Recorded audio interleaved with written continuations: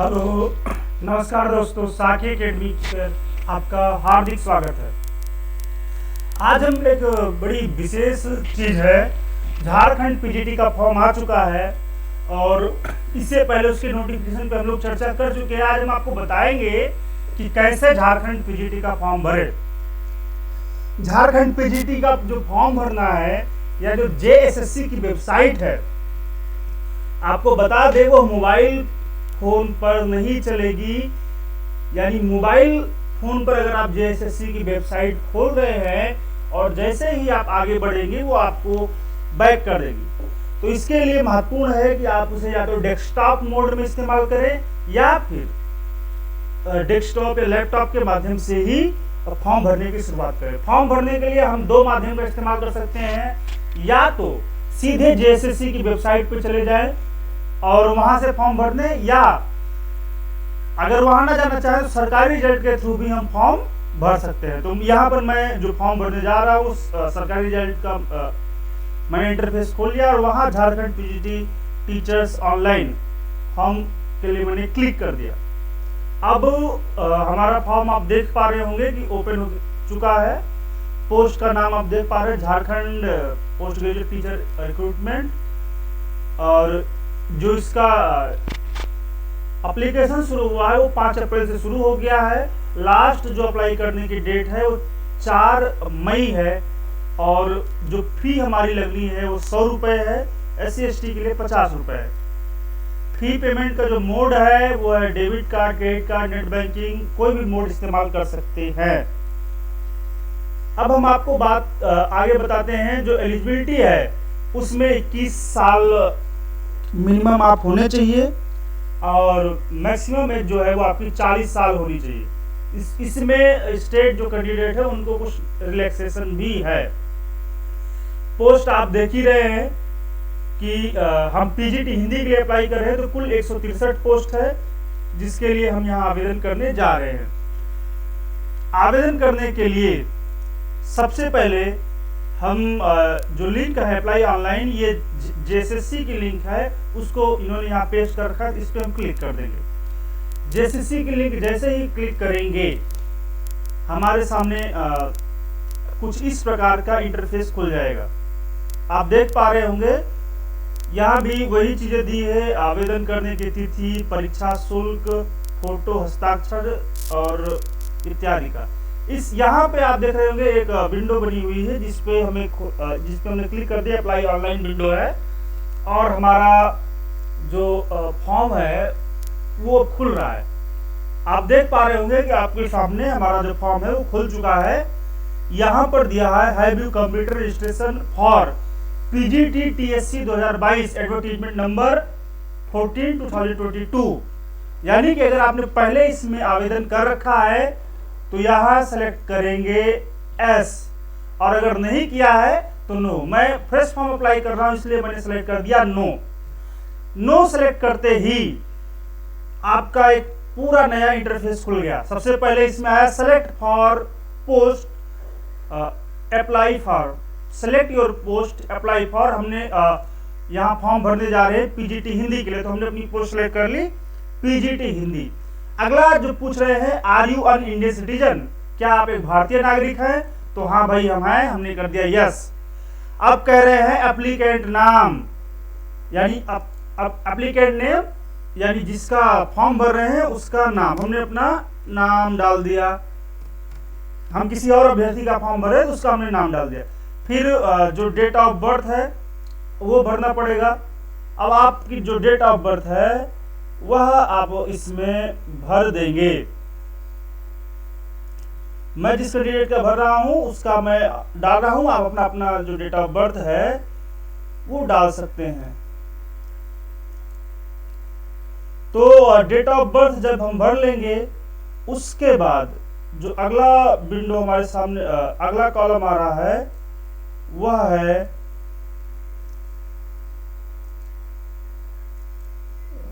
Date of birth के बाद अगला कॉलम है फादर्स नेम। जो भी जो फॉर्म भर रहे हैं उनके फादर का जो नाम है वो आप इसमें डाल दें। कोशिश करें कि कैपिटल लेटर में डालें सारे, और नहीं तो बहुत सारे एप्लीकेशन कैपिटल लेटर में खुद ही ले लेते हैं।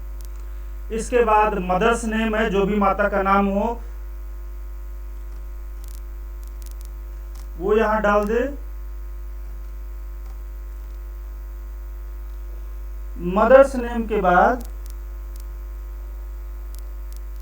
आपको सेलेक्ट करना है जेंडर, मेल है फीमेल है वो आप यहां सेलेक्ट कर ले। मैरिटल स्टेटस आप मैरिड है या अनमैरिड है वो सेलेक्ट कर ले।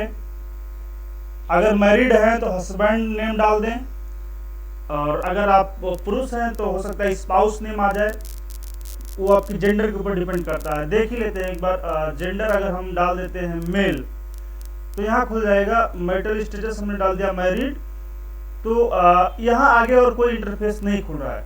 यानी कि अगर आपका जेंडर फीमेल है तो आपके लिए स्पाउस का जो है यानी हस्बैंड का नेम भी पूछा जाएगा, और अगर आप पुरुष हैं तो आपसे नहीं पूछा जाएगा। तो यहाँ हमने हस्बैंड नेम डाल दिया, और इसके बाद पूछा जा रहा है are you a local residence of Jharkhand.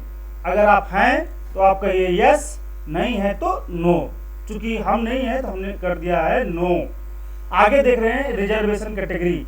अगर आप झारखंड के व्यक्ति हैं तो आपको रिजर्वेशन कैटेगरी का लाभ प्राप्त होगा। झारखंड के नहीं हैं तो फिर आपको कोई रिजर्वेशन लाभ नहीं मिलेगा।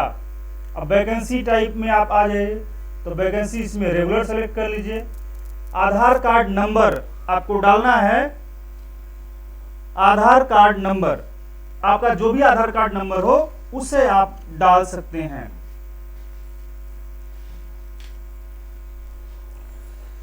यहां पर इससे आगे देखें तो विजिबल आइडेंटिफिकेशन मार्क, यानी कि आपको कोई ऐसा आइडेंटिफिकेशन मार्क बताना है जो आपके शरीर पर दिखाई दे रहा हो, जिससे आपको पहचाना जा सके।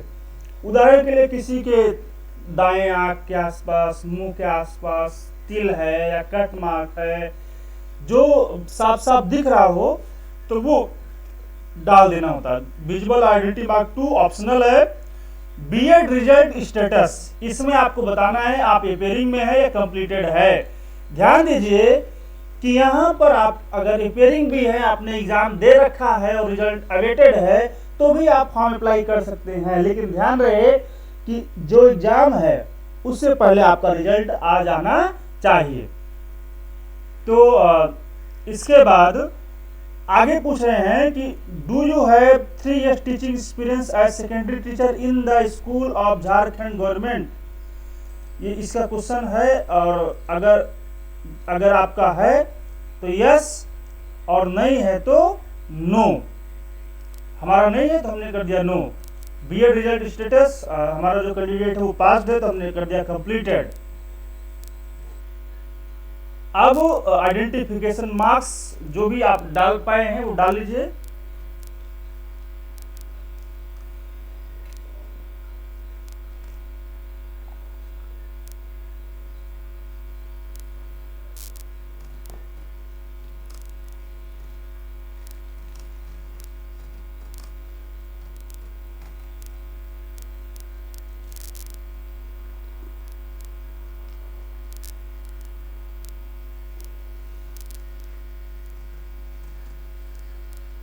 अब हम चलते हैं आगे बातचीत करने के लिए,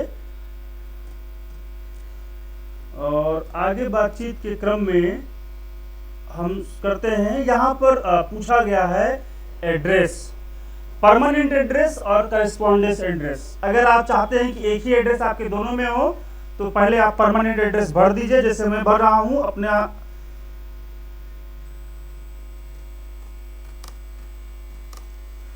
और परमानेंट एड्रेस जैसे आप भरेंगे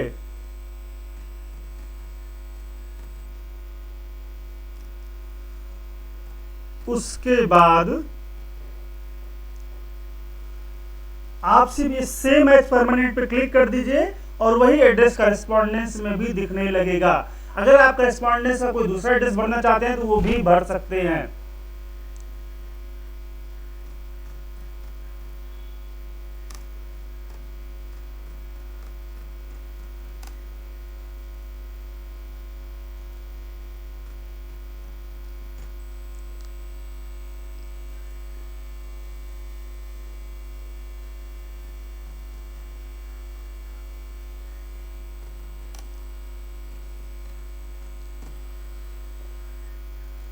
यहाँ एड्रेस में आप देख पा रहे होंगे, सबसे पहले लाइन 1, लाइन 2, लाइन 3, लाइन 4 के बाद सिटी या विलेज का नाम पूछा था जहां आप रह रहे हैं।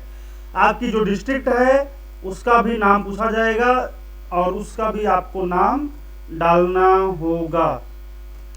इसके बाद आपको अपना स्टेट सेलेक्ट करना है। स्टेट, जैसे हम उत्तर प्रदेश के निवासी हैं तो उत्तर प्रदेश सेलेक्ट कर रहे हैं, आप जिस स्टेट के निवासी उस स्टेट को सेलेक्ट करिए।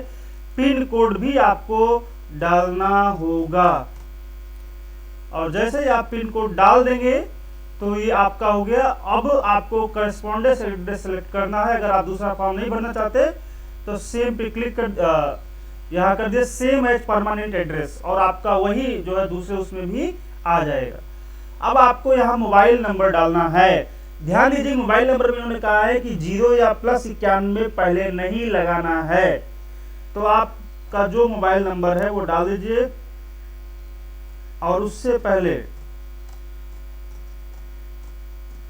आपको कुछ भी नहीं लगाना है। फिर आपको करना है मोबाइल नंबर कंफर्म, तो आप मोबाइल नंबर कंफर्म कर दीजिए। इसके बाद आप कोई ईमेल आईडी आपसे मांगी गई है, जो भी आपकी हो तो वो ईमेल आईडी डाल दीजिए।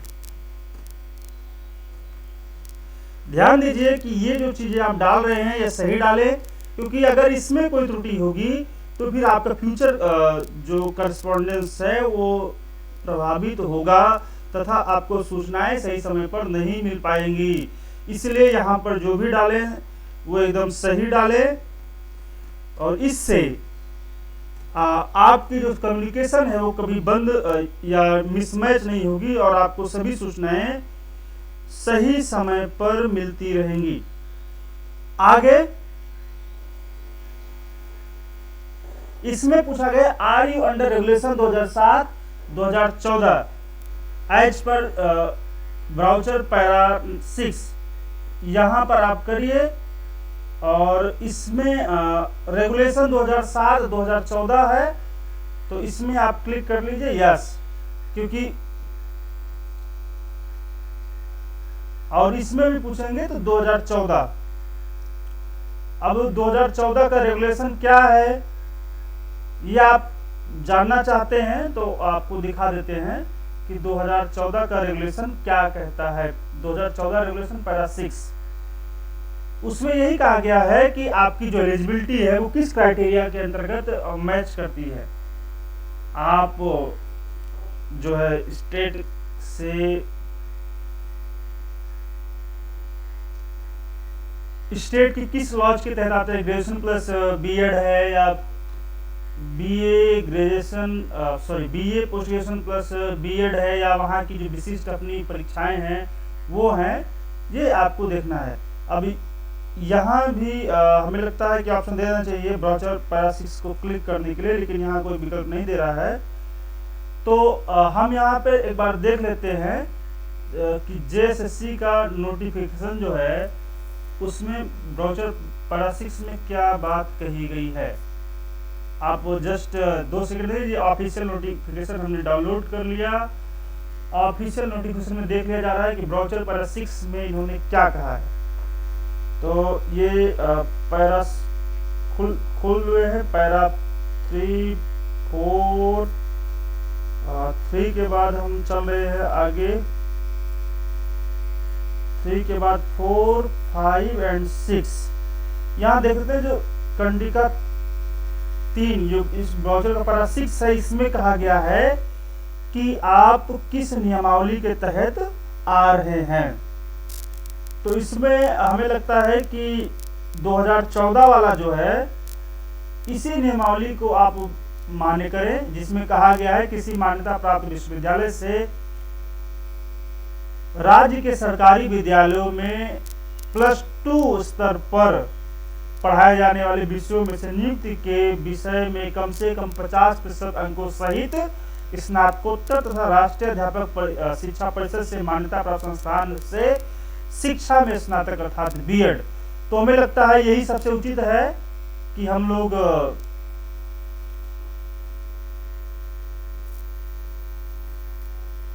इसमें जो सेलेक्ट कर रहे हैं ब्राउचर में तो एस करें और रेगुलेशन डाल दे 2014।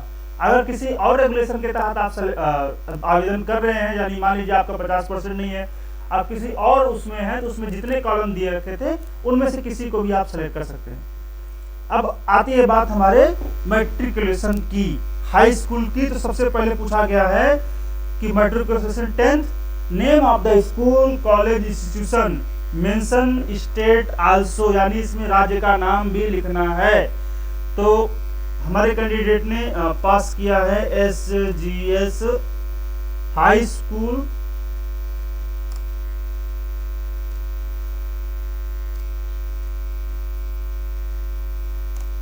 बिहार से, तो हमने उसका डिटेल डाला। आपका कैंडिडेट जहाँ से पास हुआ वहाँ का डालिए। और जब बोर्ड की बात आ जाए तो बिहार बोर्ड, आपका जो भी बोर्ड है, किसी का बिहार बोर्ड होगा, किसी का यूपी बोर्ड होगा, किसी का झारखंड का निवासी है तो झारखंड बोर्ड होगा, जो भी है आप उसको वहाँ पर डाल दें। ईयर आप पासिंग में जो जिस साल आपने पास किया है उस ईयर को डाल दें। तो सभी लोग अपना अपना ईयर डाल दें। परसेंटेज ऑफ मार्क्स ऑब्टेन्ड, जैसे हमारे कैंडिडेट ने पास किया है 6.20%, हमने यहाँ पे डाल दिया। सब्जेक्ट यहाँ पूछा नहीं गया है। +2 जो है वो आपने कहाँ से पास किया है, तो जहां से भी आपने पास किया है वो आप डाल दें।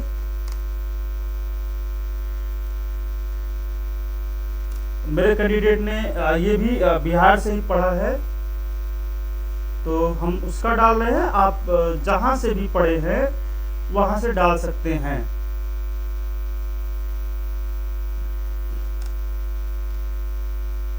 अब आगे बात करें बोर्ड, तो मेरा कैंडिडेट बिहार बोर्ड का पढ़ा है, आप जहां के पढ़े हैं वहां का डाल लीजिए। आगे चीज है कि हर उसमें आपको यही सेलेक्ट करना है कि नेम क्या है, इंस्टीट्यूशन का बोर्ड नेम क्या है, ईयर ऑफ पासिंग क्या है, परसेंटेज ऑफ मार्क्स क्या है, सबमिट किया। इसके बाद आपको नेक्स्ट प्ले क्लिक करना है। लेकिन ध्यान दे लें कि आप नेक्स्ट पे जाएंगे जब ये सभी हुए रहेंगे, अन्यथा आप देख लीजिए जब नेक्स्ट को क्लिक करेंगे तो आपको अलर्ट दे देगा कि आपने ये चीजों को भरा नहीं है। एक चीज ध्यान दे लें कि